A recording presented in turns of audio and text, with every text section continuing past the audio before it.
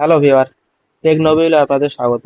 আজকে আমরা দেখব ফটোশপের মাধ্যমে একটি সিগনেচারকে ট্রান্সপারেন্ট করে সেটিকে বিভিন্ন ডকুমেন্ট অথবা কোনো ফর্মে কিভাবে ডিজিটাল সিগনেচার হিসেবে ব্যবহার করব। তো প্রথমে আমরা সিগনেচারটিকে ফটোশপে নিয়ে আসব এবং তারপর ক্রপ টুলের মাধ্যমে সিগনেচারটিকে সুন্দরভাবে ক্রপ করে নেব এবং ক্রপ করার পর লেয়ার প্যানেলে চলে আসব। এখানে দেখবো একটা লক বাটন আছে, সেই লক আইকনে ক্লিক করলে সেটা আনলক হয়ে যাবে। তারপর আমরা চ্যানেলে যাব এবং চ্যানেল থেকে যে রেড চ্যানেলটি আছে সেটিকে সিলেক্ট করব এবং তারপর আমরা ইমেজে ক্লিক করব।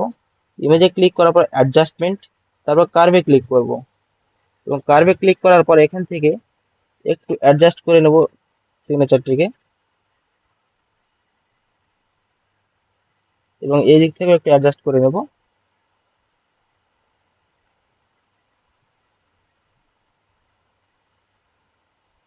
আপনারা দেখতে পাচ্ছেন এবং আমাদের সিগনেচারটি অ্যাডজাস্ট হয়ে গেছে। এবার ওকে প্রেস করব।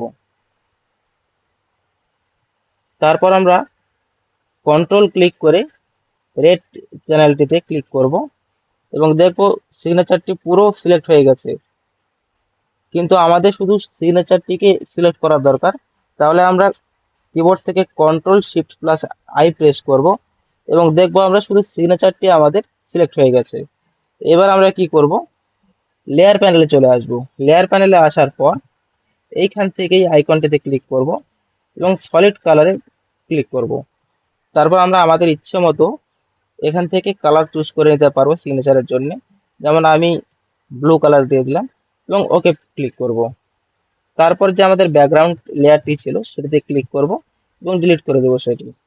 এবার আপনারা দেখতে পাচ্ছেন সিগনেচারটি আমাদের ট্রান্সপারেন্ট হয়ে গেছে এবং এটিকে আমরা যে কোনো জায়গায় ইউজ করতে পারবো। আশা করি আপনারা সবাই বুঝতে পেরেছেন। ধন্যবাদ ভিডিওটি দেখার জন্য। যদি ভিডিওটি আপনাদের ভালো লাগে তাহলে অবশ্যই চ্যানেলটিকে সাবস্ক্রাইব করবেন।